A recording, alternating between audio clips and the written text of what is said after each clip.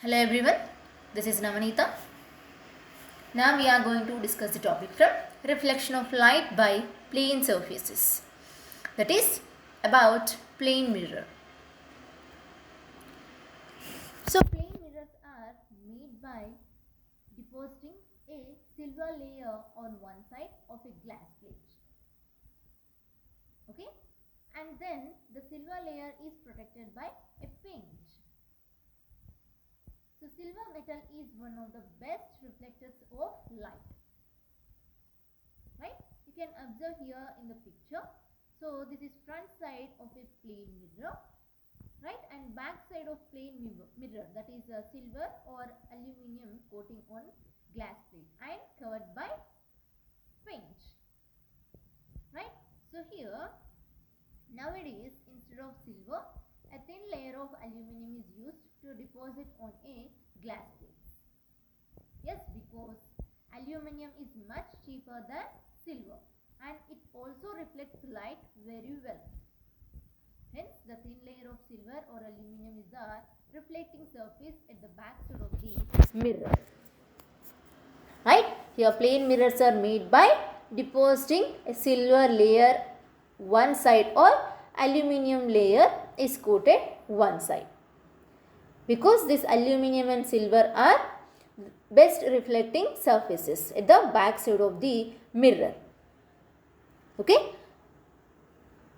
So here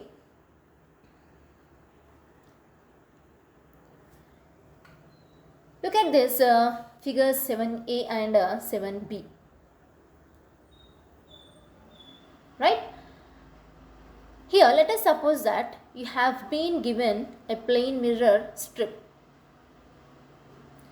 So what will you do to obtain figures that are shown in figure 7b using strip and figure 7a? So here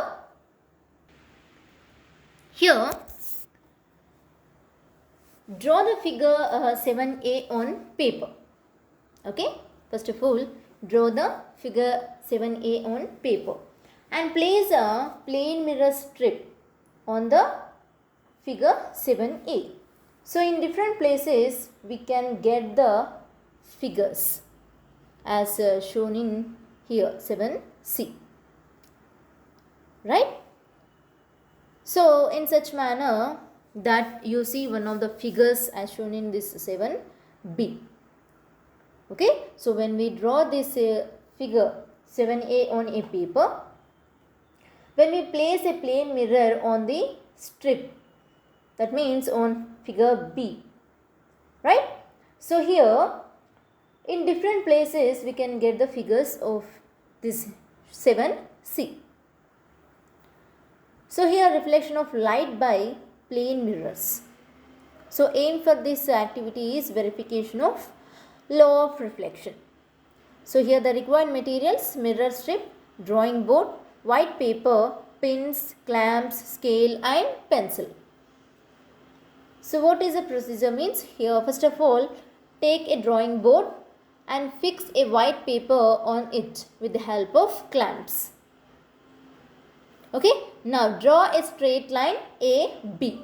So this is a straight line AB at the center of the paper, and also a normal to AB. So here normal is the ON, right? So this is the normal to this AB at the point O. This is the point O here. So draw a straight line PQ making certain angle with ON, right? So here we have to draw a line PQ, right? So this is the PQ line here. So making certain angle, that is angle I. Nothing but that is angle of incidence here. So here fix two pins at the points P and Q on the paper vertically. Now observe the image P dash of the pin P and Q dash of the pin Q. So here we'll observe the images of P dash and Q dash. Yes, so here observe the images of P dash of the pin P and Q dash of the pin Q in the mirror kept along the line AB. So now fix two more pins R, S. Yes, so that they are in the same line as that of P dash and Q dash, right? So join RS and O. So when we join these lines, right. So here we have to measure the angle between RS and ON. That is angle of reflection. Here RS is the angle of reflection. Right? So here you will find that angle of incidence equals to angle of reflection. Okay? So we'll observe that PQ equals to RS. That means angle of incidence equals to angle of reflection. So when we repeat the experiment for different angles of incidence and when we measure the corresponding angles of reflection, so we'll get the same angle of reflection and angle of incidence here. Okay. So here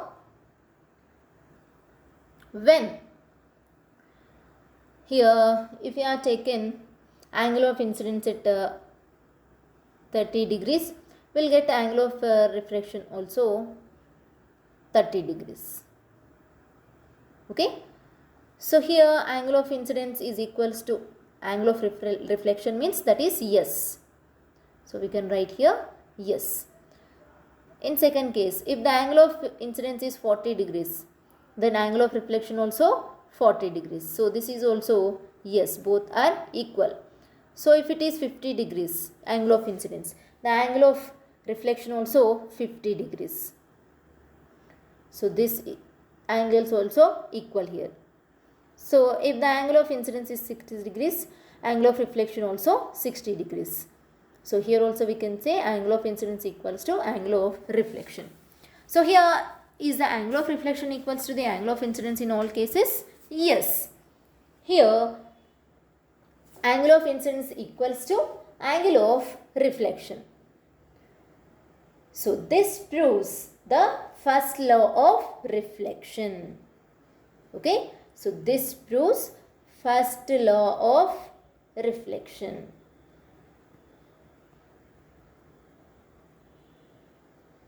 Okay. So when the angle of incidence is equals to the angle of reflection, we can say that this is the first law of reflection.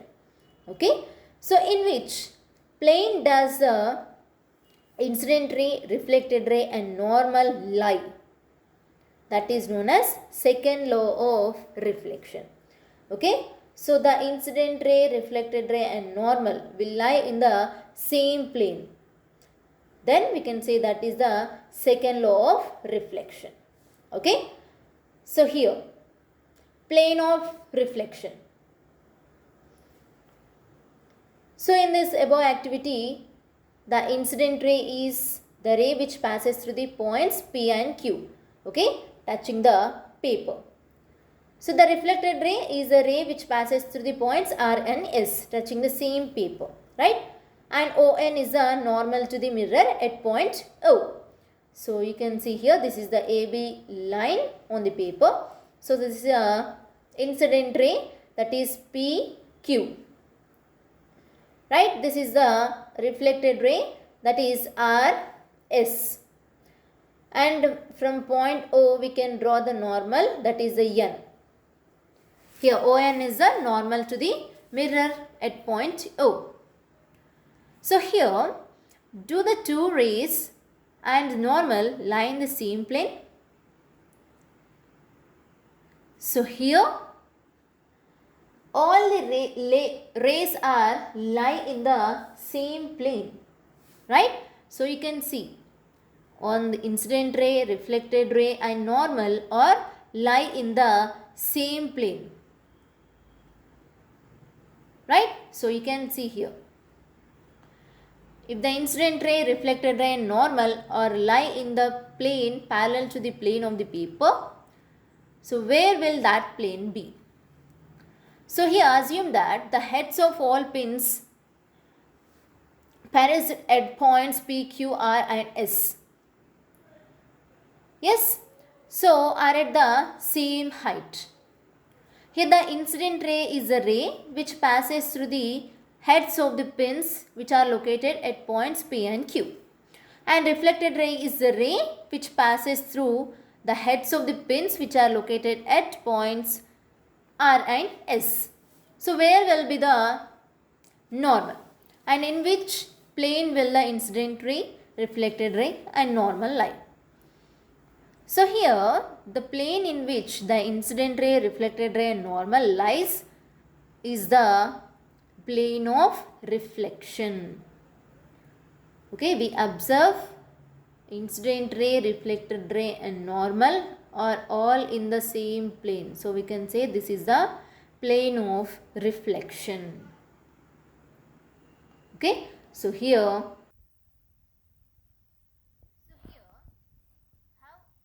if we are assuming the pins, heads of the pins are located at the points of P and Q are not at the same height, then how will be the incident ray? Means here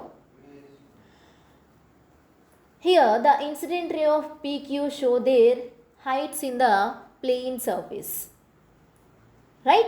And then how will the reflected ray be? Means reflected ray also will be exist representing their heights according to the incident ray. And how will the normal be? Means the normal will not change here. Okay, so here the incident ray of PQ shows their height in the plane surface, and the reflected ray also will be exist representing their heights according to the incident ray, and the normal will not change here. Then here how will the plane of reflection be? Means plane of reflection shows their reflection according to heights. Okay.